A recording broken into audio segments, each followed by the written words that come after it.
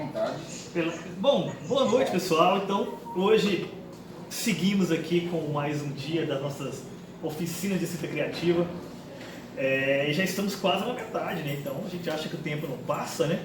Mas passa e passa rápido. Tivemos já grandes palestras aqui com a Alita Selma, Helena Godoy, Ival Lourenço, Aline Bey, Michel Laube, Cíntia Moscovici, Julian Fuchs e agora Nelson Moraes, que vai fazer uma palestra histórica, né? Em vários sentidos, porque vai falar, para quem não passou aqui e pegou, gente, vale muito a pena guardar isso aqui, é uma obra de arte feita pelo nosso querido Zé Carlos Guimarães. Mas ele vai falar um pouco sobre a história do humor na literatura e chegar nas produções, né, que ele realizou, começando com esse livro aqui, e vai falar do novo também, né? Depois vou fazer propaganda aqui para quem quiser participar do processo, que é A Gargalhada de Sócrates, que é um livro que é muito interessante, que ele coloca o Sócrates como investigador. Mas ele vai falar direitinho sobre os investigadores, aquele estilo Poirot, Sherlock Holmes e por aí vai. Então, com vocês, Nelson Moraes, e sempre lembrando que essas oficinas de escrita criativa da UB, elas são viabilizadas com recursos da Lei Aldir Blanc, com projeto aprovado pelo Fundo de Cultura do Estado de Goiás, com recursos do Ministério, da Secretaria de Cultura, Especial de Cultura, ligado ao Ministério do Turismo do Governo Federal. E, dito isso, passo para o que interessa, que é para o nosso querido Nelson Moraes, Moraes com E, que é Moraes Gente Rica. Minha conta bancária não sabe disso, meu gerente também não. Eu vou me dar o trabalho de ficar em pé. Eu tenho um problema que... Na medida que você for passando aí, eu passo aqui também. Tá certo. Eu tenho um problema, eu sempre vou falar no telefone, passar um WhatsApp, alguma coisa assim, eu tenho que levantar e sair andando. Eu sou peripatético, eu não consigo falar no telefone ou gravar o áudio sem falar, sem estar ou em pé ou caminhando, né? Então, aqui, queria primeiro... antes de mais nada, parabenizar o Ademir, né? Não por ter me trazido, porque isso é uma presunção da minha parte. Parabenizar pelo aniversário dele, né? Opa! Calhou de ser no dia da minha palestra, então... Valeu! Felicidades aí! Obrigado, e agradeço a todos que estão presentes aqui. Tá bom, tô batendo palma.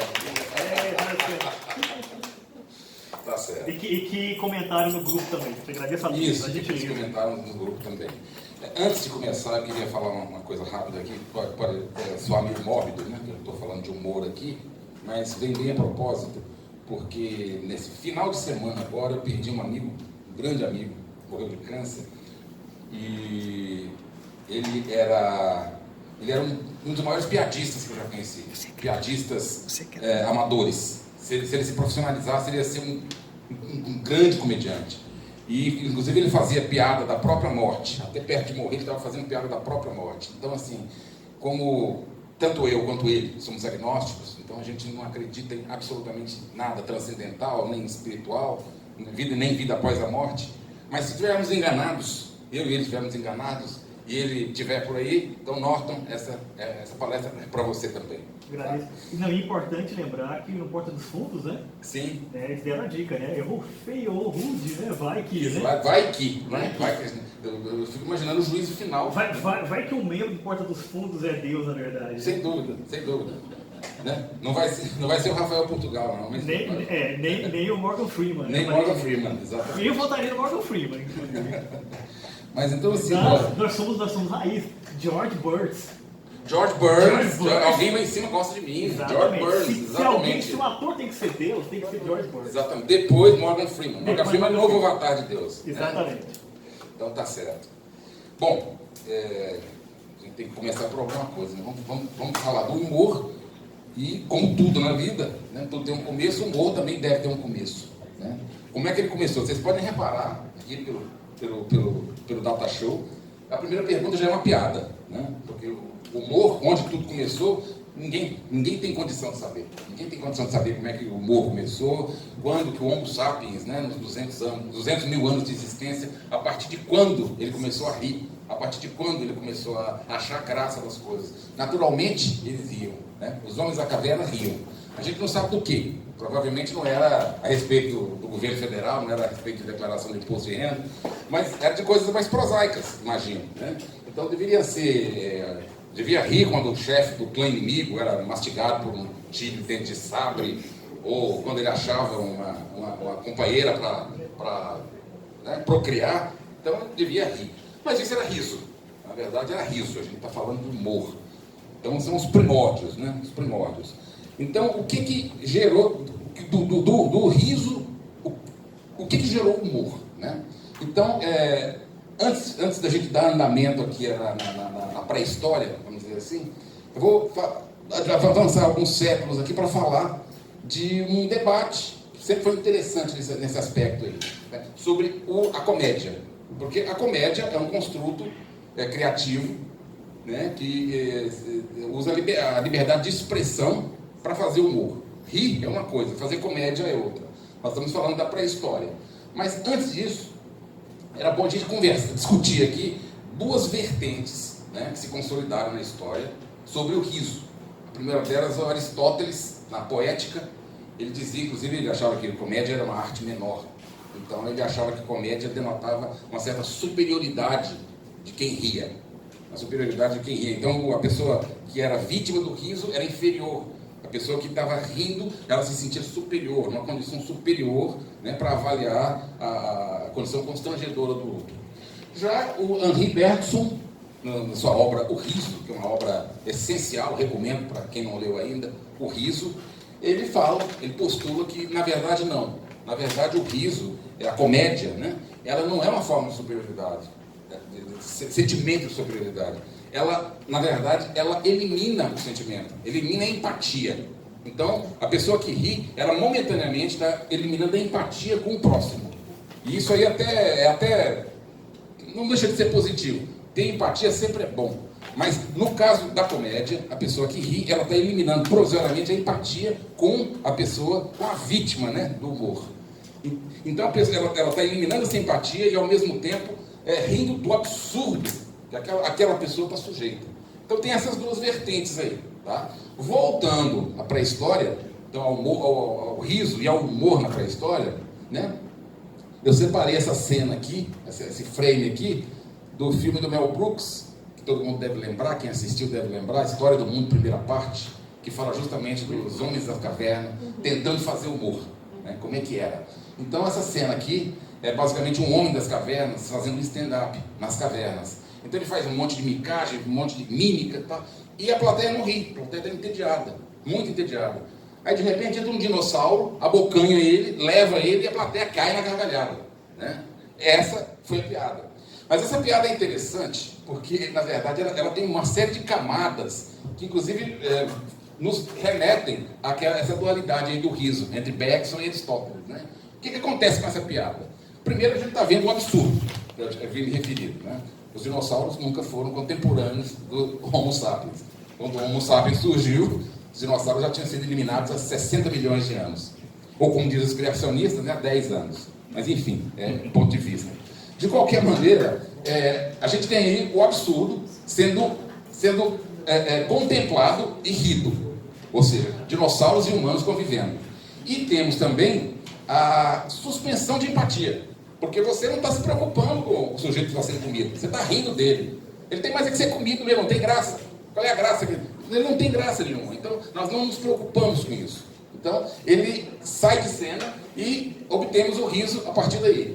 Então, eu acho que essa piada é interessante porque ela já traz essas nuances aí. Eu não quero ser o explicador de piada. Isso é muito chato. Mas essa piada traz dentro dela essas vertentes que a gente está falando aí, que eu acho que o Bergson ganha um pouco mais do que o Aristóteles nesse aspecto, né? O humor é basicamente isso mesmo. É você abrir mão da empatia e rir do absurdo, né? Então, voltando ao Homem das Cavernas, humor nas pinturas rupestres, né? Já que a gente não tem registro nenhum do que era motivo de comédia na época, existem as pinturas rupestres. Tem um paleontólogo, se eu não me engano, é o George Gaylord Simpson, que ele falava que existia sim humor nas pinturas rupestres.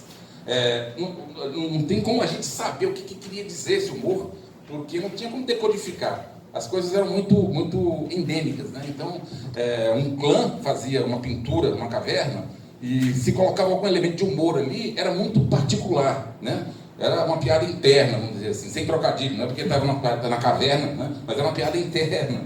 Então, ele detectou que existia sinais de humor nas pinturas rupestres. Por exemplo, um bisão pintado, as pessoas jogando lança nele, um xizinho aqui, outro ali. Podia muito bem estar falando da mãe de alguém, da sogra de alguém, podia estar falando de alguém, xingando alguém de corno, tudo ali subrepticiamente naquela pintura, né? Então, existe isso aí. Então, como eu disse, o riso na pré-história, é complicado você traçar uma linha do tempo, porque desde sempre o homem ri. Então, o nosso objetivo aqui é ver onde a comédia nasceu. Do riso, onde a comédia nasceu. Como eu falei, comédia como um construto social, né, de expressão de uma mensagem. Então, eu acho que a gente só pode entrar nesse assunto se a gente for pensar nas primeiras civilizações. Sair da idade das cavernas e entrar nas primeiras civilizações. E aí, obviamente, os babilônicos tinham suas piadas, os mesopotâmicos, os egípcios tinham suas piadas. Mas a Grécia, vocês vão ver eu falar muito da Grécia aqui, porque ela realmente, o legado dela em todas as áreas, principalmente no humor, é uma coisa muito importante. Na Grécia, aconteceu a primeira compilação de anedotas, tá? Que foi o Filogelos. Isso aí foi cerca de 2000 anos atrás. Então, assim como existiam anedotas egípcias, anedotas sumérias, coisas soltas, os gregos se deram ao trabalho de compilar anedotas. Então, o Filogelos é uma compilação de mais ou menos uns 260 piadas, né? E foi a primeira tentativa na história da literatura, na história humana, de compilar anedota, que até então era uma coisa solta. E eu me lembro que tem, nessa compilação, tem duas piadas interessantes que se passam justamente naquela época, né? 2000 anos atrás, 1800 anos atrás. Então, uma das piadas catalogadas no Filogelos fala que estavam 3 viajantes andando uma longa jornada, que era um professor, um careca e um barbeiro. E nessa jornada, eventualmente, eles tinham que parar, acampar para dormir. E nessa dormida, eles revezavam a vigília. Então, cada um ficava acordado um período de tempo, depois acordava o outro. Na vez em que o barbeiro estava de vigília, ele se sentiu entediado. Foi lá e raspou a cabeça do professor. Quando ele acordou o professor acordou, olhou, pôs a mão na cabeça, viu que não tinha... Falei, esse cara é um idiota, ele devia ter acordado a mim e acordou o careca. Então, essa era a piada que na Grécia surtia efeito, né? Tem uma muito boa também, que eu me lembro também, 2 atenienses conversando, um fala para o outro, mas você tinha morrido? Aí o outro diz, não, você pode ver que eu estou bem vivo, né? Mas não sei, a pessoa que me contou é bem mais confiável do que você. Então a gente vê aí, volta ao Bergson, né? Para a gente falar tanto do absurdo quanto da suspensão da empatia. No primeiro caso ali, no ridículo que a pessoa passa, né? De se confundir com o outro, né? E na falta de empatia. Eu prefiro acreditar que você morreu do que abrir mão de ter razão. Então, esses pilares sempre sustentaram a comédia. Mas, como eu falei, só no início da civilização, quando o homem deixou de ser caçador-coletor e começou a plantar e criar cidades, é só a partir daí que a gente pode avaliar e contemplar o nascimento da comédia. Então, a civilização é que realmente registrou o nascimento da comédia. Então, antes era o riso, antes era a piada, mas a comédia, como um construto, ela veio com a civilização. Então, podemos... E é claro que chegar na Grécia, né? Então, a primeira manifestação de humor na polis, vamos dizer assim, foi no teatro. Então, não havia literatura na época para abarcar isso aí. E o teatro foi a fonte de expressão. O teatro foi o meio de expressão que os gregos utilizavam para fazer suas sátiras, suas piadas, seus comentários, né? A comédia apareceu um pouco depois da tragédia. A tragédia era sempre mais levada a sério, obviamente. A comédia veio como uma irmã meio bastarda dela. Mas foi tomando os palcos. Ela foi tomando a preferência popular, ela foi ganhando raízes e foi, vamos dizer assim, consolidada, né, em Atenas. Então nós temos aqui Dioniso, o deus Dioniso, o deus da luxúria, o deus bom vivant. Ele era o patrono das artes cênicas e também da comédia. Então ele era o deus invocado para ser o patrono, vamos dizer assim, validar, né, de uma forma sagrada o que a comédia trazia de profano. Geralmente nas encenações das peças satíricas, né, a gente já falando de comédia no caso, vamos deixar a tragédia para lá, a encenação das peças satíricas, geralmente os atores gregos usavam máscara. Então a coisa já começava assim, ou seja, a caricatura já se impunha.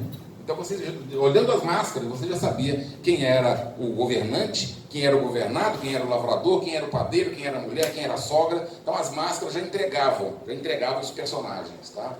E, geralmente, o tema era de cunho social ou político.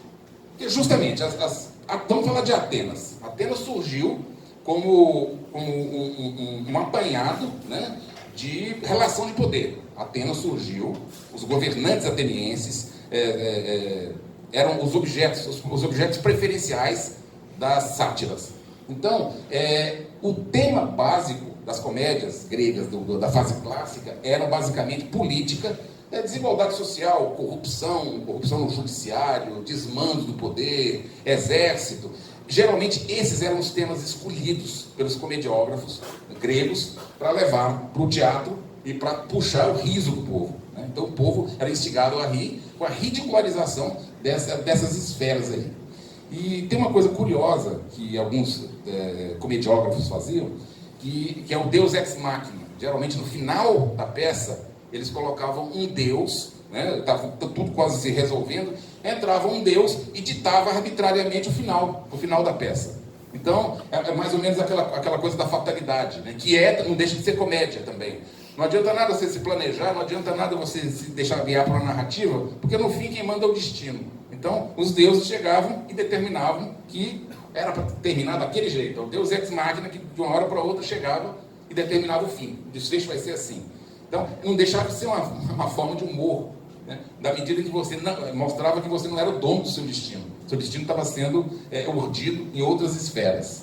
Quando eu digo que o teatro foi a primeira manifestação literária do humor, é porque justamente ele chegou até nós, o teatro antigo chegou até nós através das peças escritas, como literatura. Então a gente pode chamar as comédias gregas teatrais da primeira forma literária de comédia. Tá? E vamos falar então de um dos meus autores preferidos, e acho que foi o grande comediógrafo da antiguidade, que é justamente, pode passar, por favor, Aristófanes. Aristófanes e o humor a todo custo. Tá? Na verdade, esse humor a todo custo, ele enseja uma discussão um pouco espinhosa, porque a gente sempre pensa assim, no limite do humor, até onde vale fazer piada, né? O Aristófanes ele não tinha muita preferência, ele era bem democrático, ele fazia piada com os legisladores, com os estadistas, com a classe média, com os comerciantes, com a plebe, com os camponeses, nada escapava dele. E eu trouxe aqui então algumas peças, ele escreveu 40 peças, só que delas só 11 chegaram, infelizmente só 11 chegaram até a atualidade. Então a gente conhece muito pouco dele, e desse pouco a gente sabe o quanto ele foi grande. Então eu escolhi algumas peças aqui que eu acho que são bem basilares e são bem representativas do que a gente está conversando aqui agora, né? A comédia, como eu falei, a comédia como uma forma de manifestação de uma cultura, né, literária.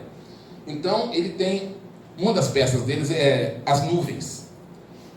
Em As Nuvens, o Aristófanes, ele fala dos sofistas, né? Ou seja, os sofistas eram os filósofos mercenários, né? Assim como existiam os filósofos, os sofistas eram aqueles que falavam o que você queria ouvir. Inclusive, muitos deles recebiam por isso. É aqueles que dobravam o argumento para chegar a uma conclusão duvidosa, mas com a força daquela falácia, enganava muito facilmente os ouvintes. E o Aristófanes fez essa peça para justamente satirizar os sofistas, e fez mais, ele cometeu até uma injustiça, porque ele colocou Sócrates como um sofista.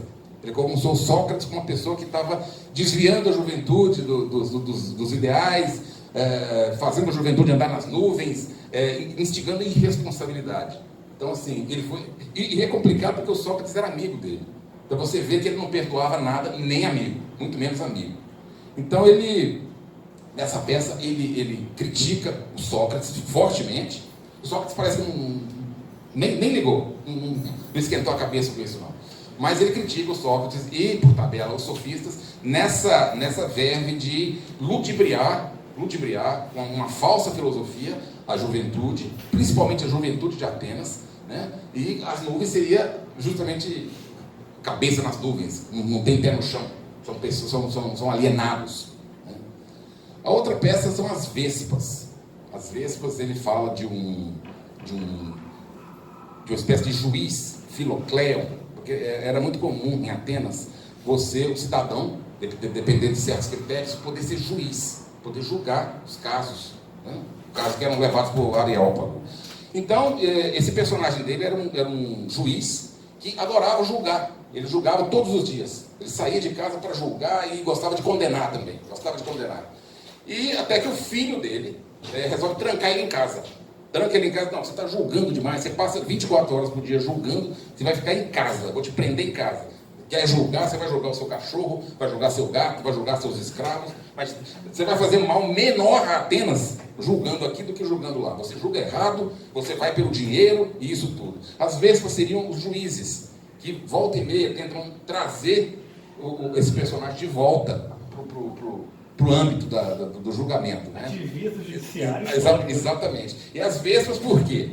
É até interessante, porque ele compara a ferroada dos juízes, né, das vespas, que no primeiro momento não dói, né? São as leis decretadas, são os impostos que Parece atual. Parece atual. Só depois é que a ferroada começa a doer. E um dos tradutores do Aristófanes, o Mário da Gama Curi, ele lembra que era interessante, porque tinha um efeito muito interessante. O coro grego, porque na verdade existia um número limitado de personagens, e o coro comentava a peça. Às vezes o coro se relacionava com a plateia. E no caso das vespas, o coro, às vezes, quando apareciam os juízes, eles imitavam os zunidos da vespa. Então você imagina assim, 20, 30 atores fazendo aquele barulhinho da vespa, só para anunciar à plateia que os juízes, ou seja, as vespas, tinham entrado em cena. Então a plateia delirava de rir com esses efeitos cênicos, né? Tem os pássaros também.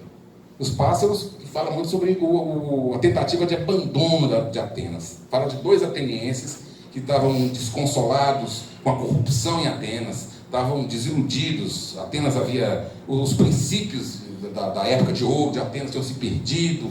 Então eles resolvem sair de Atenas e tentam fundar uma cidade no céu, com a ajuda dos pássaros. Então eles constroem uma cidade amuralhada no céu, vai ser uma cidade pura, uma cidade impoluta, uma cidade sem corrupção, uma cidade sem favorecimentos ilícitos. Só que aos poucos essa cidade começa também a se corromper, porque os deuses ficam enciumados com aquilo ali e começam a negociar com eles. Não, vamos dividir essa circunscrição celeste aqui. Aí eles começam a negociar com os deuses, aí começa a aparecer suborno, ou seja, mostra que não existe, a cidade ideal nunca existiu, né? Mostra que a Atenas do céu, ela é uma visão idílica e nunca vai existir. Então, eles se frustram com o projeto, e o que mostra que o riso também serve para isso, para mostrar a inutilidade de certos princípios éticos inatingíveis. Nem o céu está imune. Nem o céu está imune. Nem os pássaros estão imunes, né? As rãs, que para mim é um dos meus preferidos. As rãs, ele fala de um...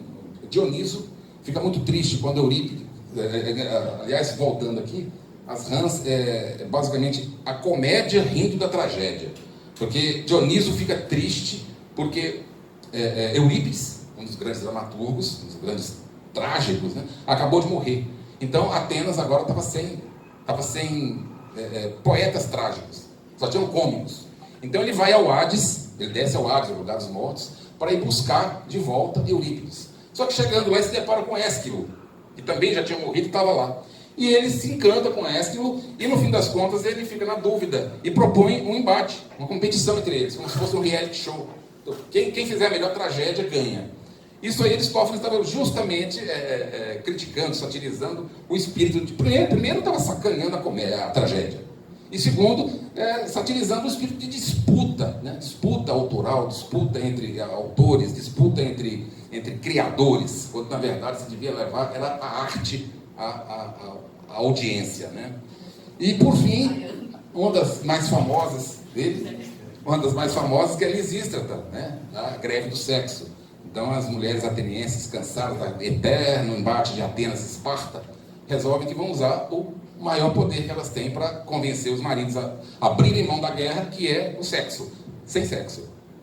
Greve do sexo. Enquanto vocês não depuserem as armas, não tem o bem bom. Então, no fim das contas, elas conseguem demover tanto atenienses quanto espartanos, né, da guerra. Eles conseguem uma trégua e vão para casa. Só assim a paz acontece. Depuseram as espadas. Depuseram as espadas, né? no sentido literal e figurativo. E então, só assim elas obtêm essa trégua. Então, Aristófanes foi basicamente isso aí. Ele bateu muito em cima de costumes, mas sempre ligado, de uma forma direta ou indireta, à política, tá? A forma de conduzir uma cidade, a forma de administrar a polis. Então, ele sempre bateu muito nisso. Passou o tempo, Aristófanes morreu, evidentemente, e a comédia grega começou a passar por um período meio restritivo, porque a predominância de Esparta, e Esparta, não preciso dizer, não tinha a menor graça, né? Quando eu falo comédia grega, eu estou falando comédia ateniense, porque espartano, para fazer humor e literatura, era uma negação, eram bons para formar exército, né? E fazer filme. Fazer filme, inclusive filme do Zack Snyder, né? Então, com a predominância de Esparta na região e a diminuição da influência de Atenas, então a comédia grega começou a sofrer esse impacto, tá? Então ela começou a deixar de mencionar a política, ela começou a perder o veneno dela, ela começou a ficar uma comédia mais de costumes, que a gente chama de a nova comédia grega. Então, ela começou a deixar os magistrados de lado, a crítica ao poder de lado, e começou a falar de relações familiares, começou a falar de briga de marido e mulher, briga de sogro e de sogra, briga de vizinhos, né? Essa é a nova comédia, onde o maior expoente foi Menandro, tá? Então, com Menandro, a gente pode dizer que começou as sitcoms, porque na verdade era uma comédia de situação, não eram sátiras políticas. Então, com ele, começou essa despolitização das comédias, e a comédia de costume começou a vigorar. Uma das obras dele, aliás, a única obra dele, do Menandro, que veio para a contemporaneidade, foi o Misantropo, na qual, inclusive, o Molière se baseou para fazer o Avarento, muitos séculos depois. Mas Molière a gente vai falar na próxima conversa nossa aqui. Então, seria basicamente isso aí. A comédia grega, então, teve essas duas fases, e a gente pode notar uma despolitização do humor. Ele começou a perder, a se desidratar e virar uma comédia de costumes. E isso a gente vai ver no próximo slide, quando a gente vai falar do humor em Roma. Tá? Roma, o que a Roma fez? Além de se apropriar dos deuses gregos, da ideia de democracia, da ideia de polis, e da filosofia, ela se apropriou também da comédia. Então, a comédia romana nada mais é do que uma reciclagem da comédia grega. Tanto que, basicamente, o que a Globo Filmes faz com algumas comédias, elas pegam um padrão norte-americano de comédia, traz para cá e só coloca personagens falando português e pronto, né?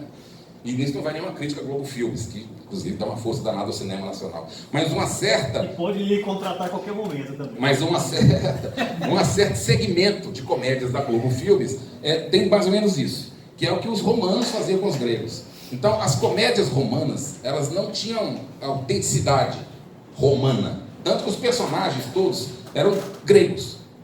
Eles não tinham a menor vergonha de admitir isso. Então os personagens eram gregos, as tramas eram gregas, as referências eram gregas, e dessa época aí se sobressaíram dois comediógrafos, o Plauto e o Terêncio.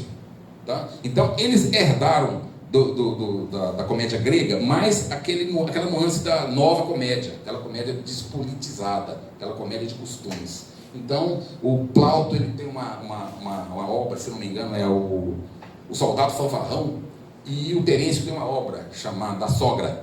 Então daí vocês tiram a natureza da comédia, né? Da comédia romana. Herdou a parte mais light da comédia grega. Então você pode ver que a coisa foi se afunilando, foi se desidratando, foi perdendo um pouco a força, né? Então, depois de Roma, partimos para um capítulo um pouco complicado para o humor, né? Que aí passaram seus séculos, chegou a Idade Média e o humor começou a ficar de segundo plano, terceiro plano, e começou a ser deixado de lado. Então, a literatura, o humor na literatura, na Idade Média, ele se arrefeceu bastante, tá? Por influência da igreja. Porque nessa época, com que a literatura se preocupava? Ela se preocupava em validar o cristianismo. O cristianismo surgiu e os pensadores da época, Santo Agostinho, muito tempo depois de São Tomás de Aquino, a preocupação deles era unir a fé cristã com a racionalidade, razão e fé. E uma outra coisa que eles roubaram dos gregos também, que eles foram atrás de Platão, né? Então juntaram Platão com o cristianismo e chegamos à escolástica. Então, nessa época, ela estava predominando, o casamento da fé e da razão predominava na expressão artística, na expressão literária. Você não conhece nenhuma obra cômica dessa época. E tudo que pudesse ter esse viés era reprimido pela igreja. Então, ela foi praticamente banida da literatura. Então, a literatura, nessa época aí, ela ficou com esse viés bem mais sacral, bem mais, vamos dizer assim, mais eclesiástico, né? Aí você vai dizer assim, mas tudo bem, então quer dizer que o humor acabou? Não, o humor não acabou, nunca acaba, né? Da mesma forma que os homens das cavernas riam sem o conhecimento da tragédia, da comédia, aqui dessa forma também o humor ele foi sendo exercitado, ele foi sendo veiculado pelas camadas mais baixas da população, que é a época dos feudos. Então, você não tinha um artista para levar as pessoas ao teatro, não tinha um artista para escrever alguma obra cômica. Então, a população de baixa renda é que começou a produzir esse tipo de humor, através dos saltimbancos, através dos bufões, através das companhias mambembes, que faziam humor nas cidades, que eram itinerantes, que viajavam de uma cidade para outra. O humor ficou restrito a essa forma de expressão. Então ele perdeu o status de esfera intelectual, né? De manifestação intelectual, e partiu para uma coisa mais simples, mais simplória, não menos engraçada, mas mais simplória, porque era a única forma dele se manifestar. Ele não podia morrer, não tinha condição dele morrer. Mas ele foi sendo exercitado pela plebe. Então, eram os bufões, eram os bobos da corte. Foi até interessante porque, em determinado momento, quando o feudalismo já estava consolidado, eles começaram a chamar a atenção dos senhores feudais. Não, esses artistas aí têm o valor deles. Eles estão se proliferando muito e tal. E aí surgiu o bobo da corte. Então, o bobo da corte nada mais foi do que uma apropriação, né, dos senhores feudais, por parte dos senhores feudais, desses artistas mambembes. Então o bobo da corte, ele foi trazido para a corte, e ele tinha licença de falar mal do rei, que era uma espécie de alívio cômico, né? Então geralmente em uma ou outra sessão com os ministros, ou até com a corte, o bobo da corte chegava e acabava com o rei, com a rainha. Ele tinha total liberdade para isso. Então ele desancava o poder totalmente, aí ele ia embora. Só ele que tinha essa prerrogativa. Aí logo ele ia embora. Então o bobo da corte foi meio um egresso dessa trupe, né, de humoristas que nessa época, onde a comédia estava meio que banida dos altos círculos, eles foram os herdeiros dessa leva. Nelson, uma pergunta. Claro. Tem alguns teóricos que dizem que esse desaparecimento do humor na Idade Média se deve ao fato de que o grande mestre medieval da filosofia, que é Aristóteles, o livro dele da comédia se perdeu, né? Mas você adivinhou justamente onde eu vou chegar. Você adivinhou. Realmente, porque o Aristóteles, né, na poética, ele fala muito de tragédia e pouco de comédia. É consenso que ele considerava a comédia uma arte menor, tá? Mas não chegou até nós os escritos dele sobre comédia. Eles se perderam. Então prevaleceu a opinião dele sobre a tragédia.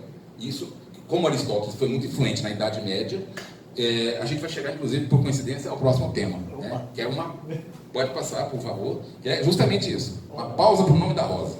Então, vamos avançar alguns séculos aqui, né? Vocês vão perguntar por que o nome da rosa? Um livro escrito na década de 80, nós estamos falando ainda de Idade Média. Tudo bem, mas ele se passa na Idade Média. Ele se passa exatamente no tempo em que eu estava mencionando aqui agora, né?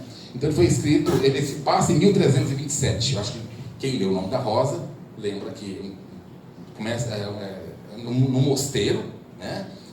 Os doutores da lei são convocados a discussões escolásticas e tudo. Nesse meio tempo começam a acontecer assassinatos em série, né? Um serial killer começa a atacar e matar um frade por dia.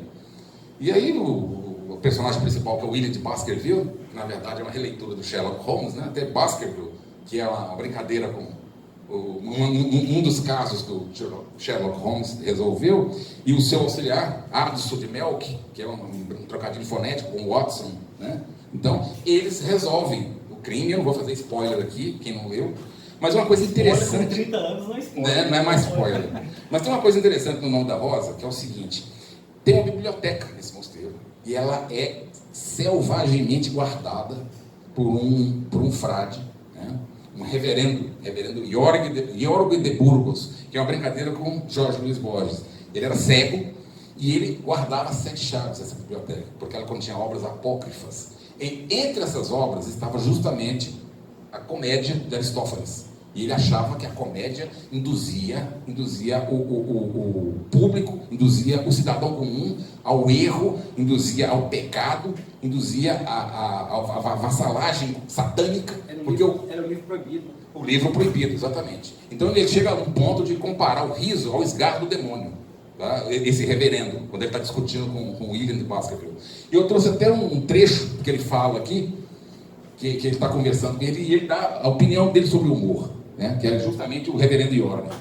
Então ele fala: o riso é a fraqueza, a corrupção, a sensabolia da nossa carne. É o fogueiro para o camponês, a licença para o vinhado. Mesmo a igreja, na sua sabedoria, concedeu um momento de festa, do carnaval, da feira, dessa poluição diurna que descarrega os humores e entrava outros desejos e outras ambições. Mas assim, o riso permanece coisa vil, defesa para os simples, mistérios desconsagrados para a plebe. Página 385. Então, essa era a opinião da igreja, né? na voz do reverendo, que a igreja tinha a respeito da comédia, né? Da comédia como forma de expressão. Mas, como o tempo passa, né? E os slides também, fez-se a luz. Fez-se a luz. Em algum momento, o humanismo apareceu, o humanismo brotou, o renascentismo chegou, e as coisas são sempre cíclicas, né? Então, assim, de um período de trevas, inclusive há quem diga que a Idade Média não foi todo o período de trevas, mas esse é um assunto para uma outra discussão, mas sempre tem que vir o oposto, tem que aparecer o oposto, e o humanismo trouxe isso. Então chegou um momento em que não só as autoridades, mas os artistas, né, o Renascimento trazendo isso, começaram a perceber que o homem tinha que voltar a ter lugar no palco do mundo. Chega de Deus, chega de Cristo, chega de cristologia, chega de anjos, vamos falar do homem com seus defeitos, o homem com o pé no chão, vamos ser antropocentristas, então vamos falar do homem. Então o humanismo começou a resgatar essa verve que as pessoas tinham para a comédia também. Então ele conseguiu fazer com que a literatura cômica devagar voltasse a ocupar, vamos dizer assim, os holofotes, né? Então, graças ao humanismo e, de uma certa forma, ao renascimento, o humor voltou a ser predominante Então, o humor voltou a ser predominante nas esferas de produção intelectual, né? E eu vou dar 3 exemplos aqui de autores que se valeram disso. Para corroborar com o humorismo. Foi excelente, inclusive improvisado.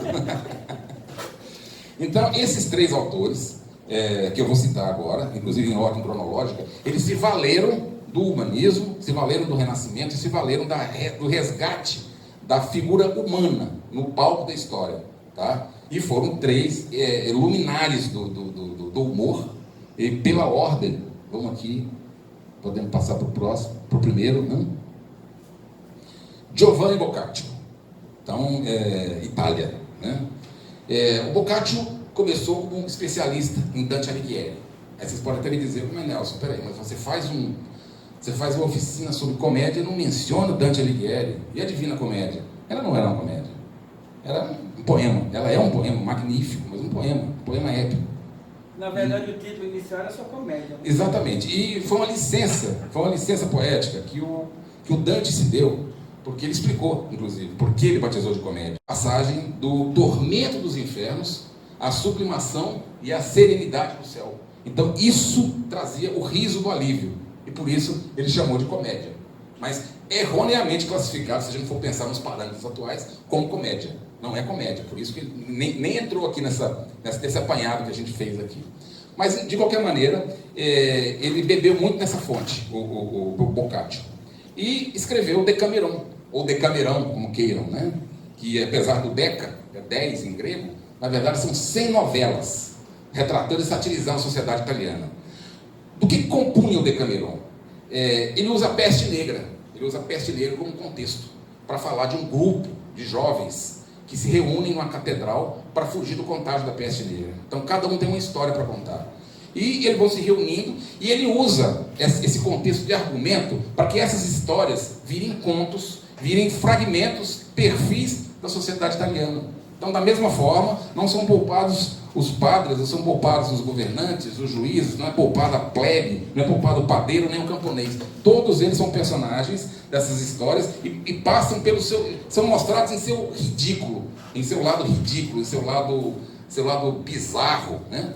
Então, o Boccaccio usou esse argumento de reunir esses personagens para costurar essas histórias e trazer 100 pequenos contos que retratavam a Itália da época, só que ao contrário de séculos antes, de uma maneira debochada, de uma maneira completamente derrisória, de uma maneira completamente pejorativa. Então, as coisas... Ele é bem escatológico, inclusive, né? Bastante escatológico. Mas então... E uma coisa interessante também, é que ele escreveu, ao contrário do que era costume na época, né? O Dante já tinha feito isso, mas então o Boccaccio também, ele não escreveu em latim, que era costume nas obras literárias da época, então. Ele escreveu no dialeto florentino, que foi meio que o proto-italiano. Então, ele ajudou na disseminação da língua italiana. Entre outras coisas, além de satirizar, mostrar uma Itália que ninguém esperava, mostrar personagens italianos, mostrando o pior da sociedade, ele ainda ajudou a consolidar a língua italiana, né? Logo depois dele, veio um outro autor, muito influenciado por ele, inclusive, né? O Geoffrey Chaucer se deixou influenciar pelo Decameron para escrever os contos de Canterbury, ou os cantos da Cantuária, como queiram, né? Então,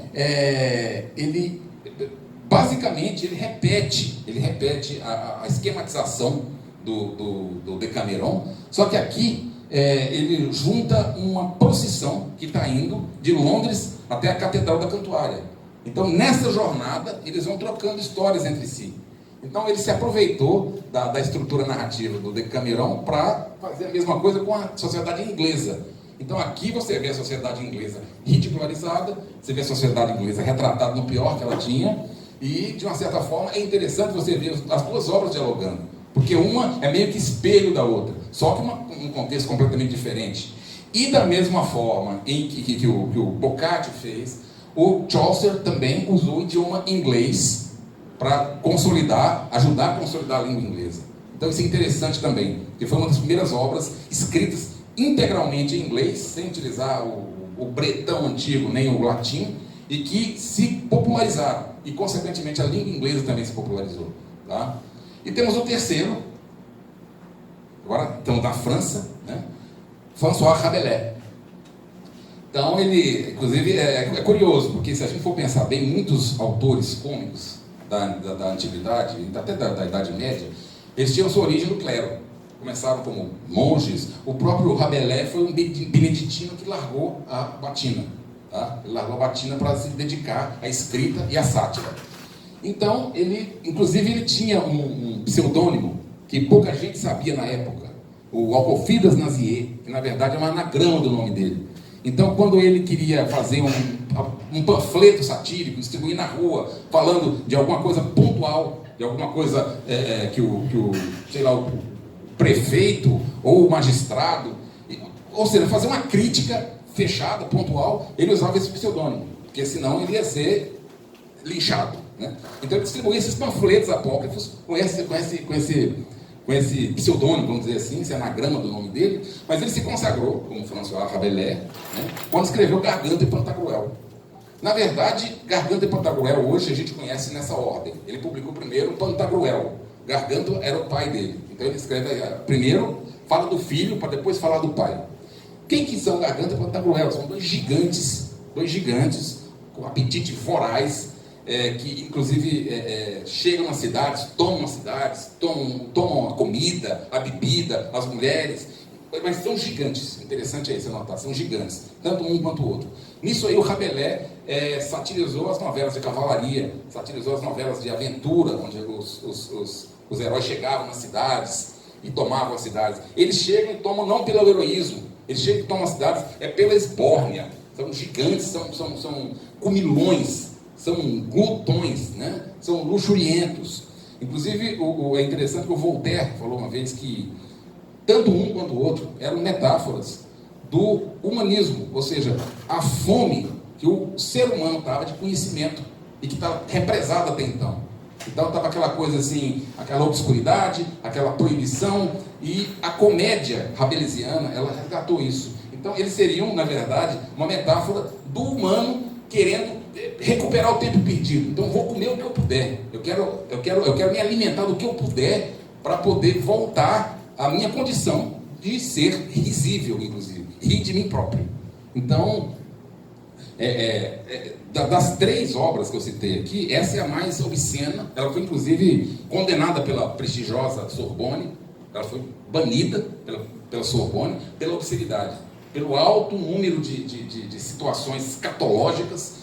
E, mais uma vez, da mesma forma que nos outros anteriores, o Rabelais, ele ajudou com os trocadilhos e os palavrões, ele, curiosamente, ajudou a remodelar e estabelecer a língua francesa.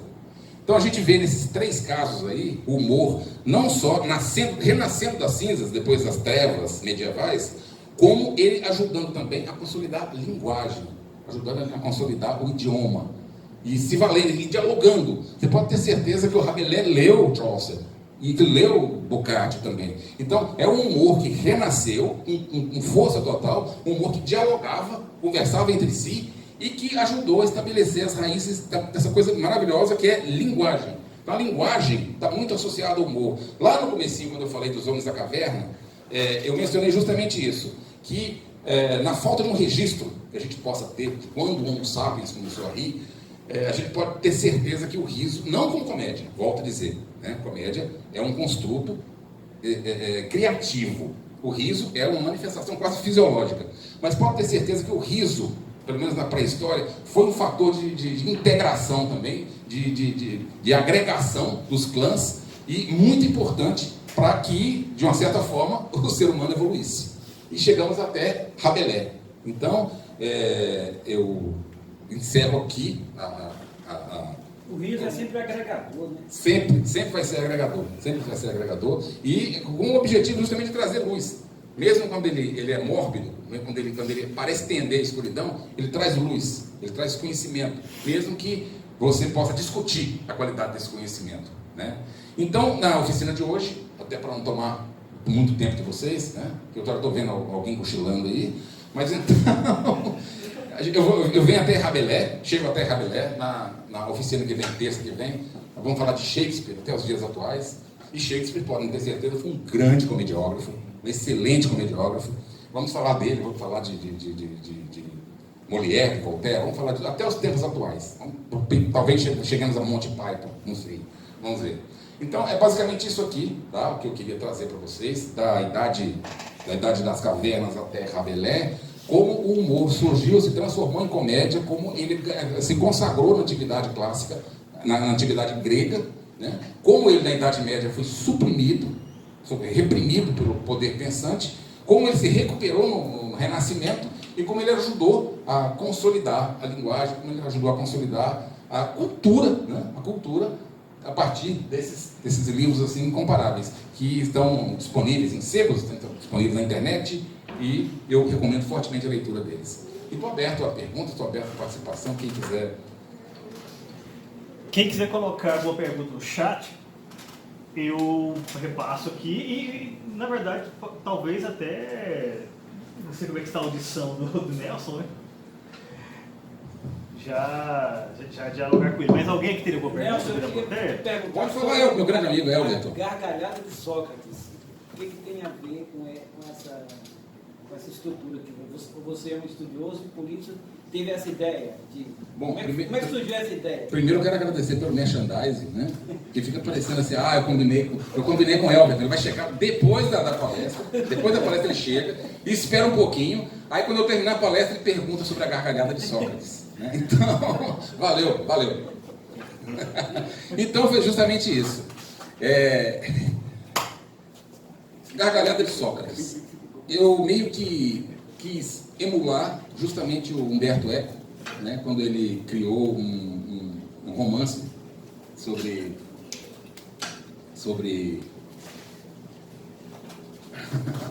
deveras, vamos sentar.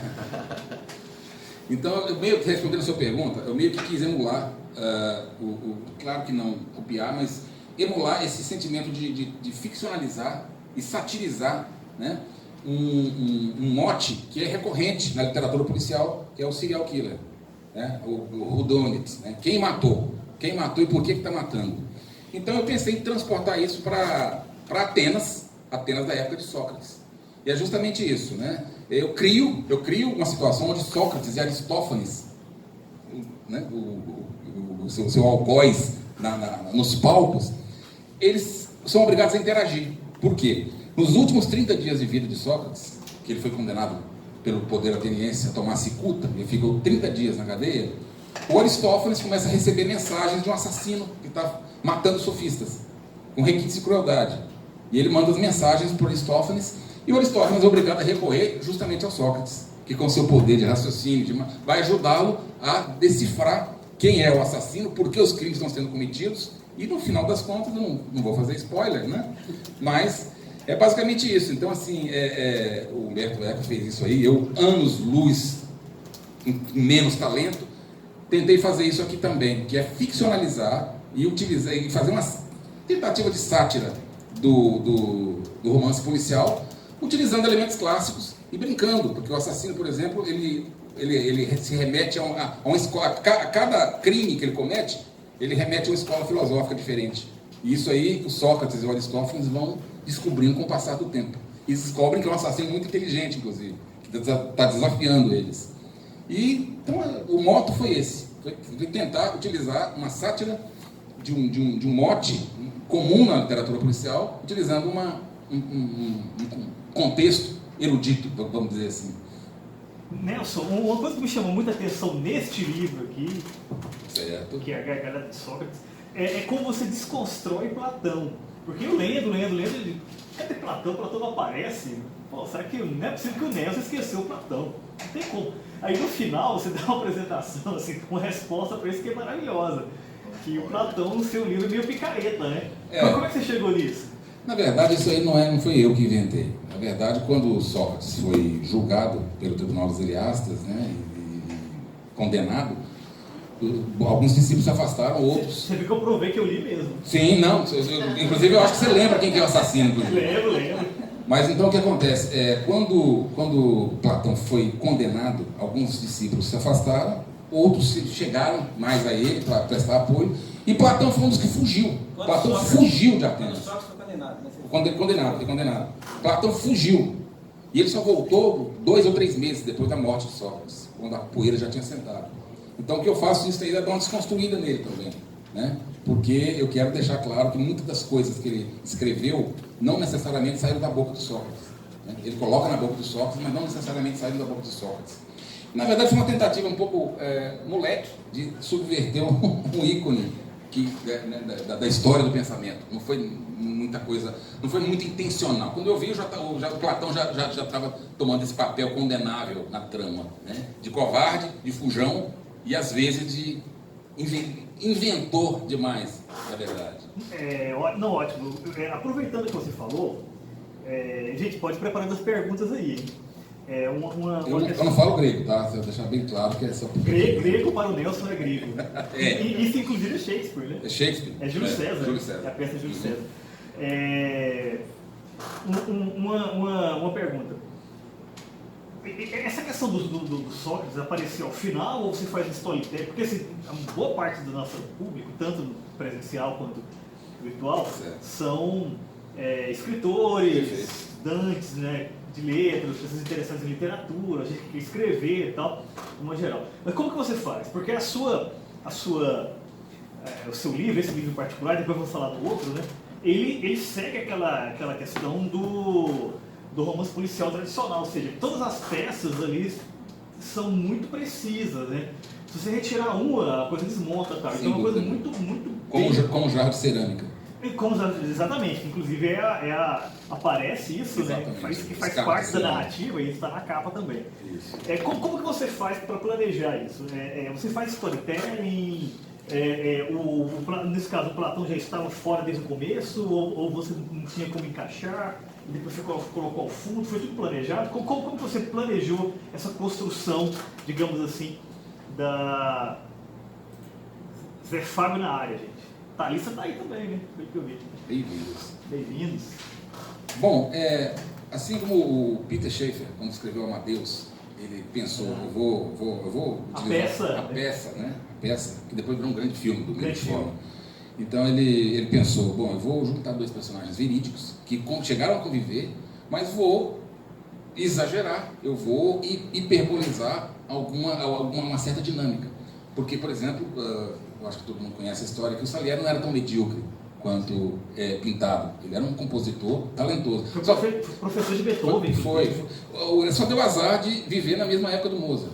Quem vivia na mesma época do Mozart estava anos-luz. É mais ou menos como o Barrichello, né? Exatamente. Se não fosse o Schumacher. Exatamente, perfeitamente. Então, o que eu fiz foi mais ou menos isso. Eu pensei aqui, por que não juntar duas personalidades históricas em uma história inventada em cima de uma trama policial, e por que não subverter um pouquinho a impressão que as pessoas têm, por exemplo, da interação do Sócrates com Aristófanes. Ela é tida como meio que conflituosa, porque como Aristófanes criticou muito Sócrates em suas peças, alguns dos discípulos de Sócrates diziam que ele tinha responsabilidade no julgamento, né? Na acusação de denegrir os valores atenienses. E existia isso mesmo. Eu pensei, se esses dois, vamos dizer assim, rivais intelectuais, se tiverem que se juntar por algum motivo. A ideia veio e eu acho que a dinâmica de serial killer veio naturalmente. Assassino, né? Só que se a gente está em Atenas, vamos também tentar ambientar a coisa na esfera filosófica. Então, seria um sujeito que está matando sofistas, que é justamente a classe que o Sócrates combatia.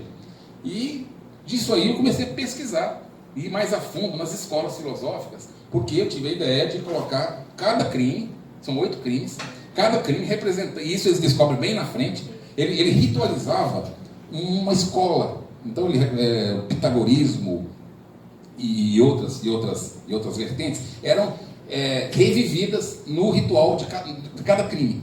E isso eles descobrem mais lá na frente, até chegar na conclusão que o último vai ser o Sócrates, né? O último pensador dessa escala sou eu. Então, o crime vai acabar aqui. Inclusive, ele adivinha. O crime vai acabar aqui. Chegou em Anaxágoras, que foi meu predecessor, vai acabar aqui, não tem mais ninguém. Isso tem a ver com o que você falou de que o Sócrates era considerado sofista também, e depois que ele foi separado?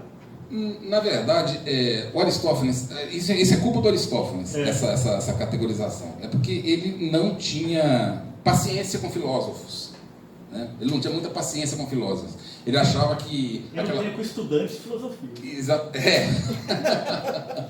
Então, na Ágora ele via os filósofos reunindo o povo, conversando e passando noções, e citando a maiêutica. Ele achava que era uma perda de tempo. Ele achava que, como comediante, ele via aquilo ali como alvo para o veneno dele. Então, ele não separava muito. Então, Sócrates, que estava longe de ser um sofista, acabou sendo enquadrado também como sofista, no sentido de um falso pensador que faz os ouvintes perderem seu tempo.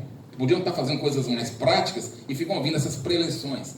Então, ele meio que colocou o Sócrates como sofista, mas isso aí está longe da verdade. A gente sabe hoje que, né, o Sócrates condenou barbaramente o pensamento sofista da época. Esse pensamento sobre a filosofia viajou até a nossa atualidade.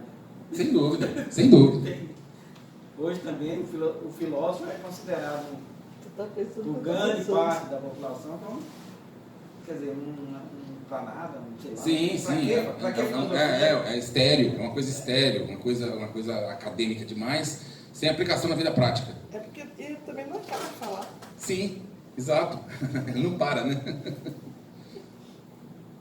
Alguma pergunta, pessoal? Não, eu queria que comentasse. Os contos das Mil e Uma Noites tem muito de comédia. Qual que é a contribuição? Tem também, tem muito de comédia. Na verdade, Mas cronologicamente está lá atrás também. tá lá atrás, na literatura persa, né? Tem também. Eu meio que me detive na história europeia, porque como a gente meio que passou pela Grécia, porque assim, se eu fosse falar, se eu fosse mencionar todos os tópicos e as ocorrências e os eventos de humor que passaram pela história, a gente ia ficar aqui. Mas tem sim. E inclusive assim, o mote é sensacional. O mote das Mil e Uma Noites é sensacional. Ou seja, a Sherazade, ela consegue adiar indefinidamente a morte dela à medida que ela vai inventando as histórias, né? Na verdade, ela não inventou, são histórias catalogadas e junta. Nem provoca o riso. Provoca o riso. A dinâmica é a mesma do Chaucer, é a mesma do Boccaccio. É você criar uma situação que você possa desfiar uma série de histórias. E você pode ter certeza que ali está sendo também meio que satirizada, retratada e satirizada a sociedade persa da época. Então é um recurso que até hoje o cinema usa, a literatura usa, que é você usar um arcabouço narrativo para juntar personagens que sejam porta-vozes de vários segmentos daquele extrato, daquela hora, daquele momento. Né? Em Mil e Uma Noites, evidentemente, foi isso também. Não é exatamente uma obra de humor, catalogada como uma obra de humor, mas poderíamos colocá-la como uma obra poética. Mas ela tem muito de humor. A Bíblia tem muito de humor. Sim. Se você for pensar, a Bíblia é um manancial de piada também. Né? Então, assim... A Bíblia é tudo, né?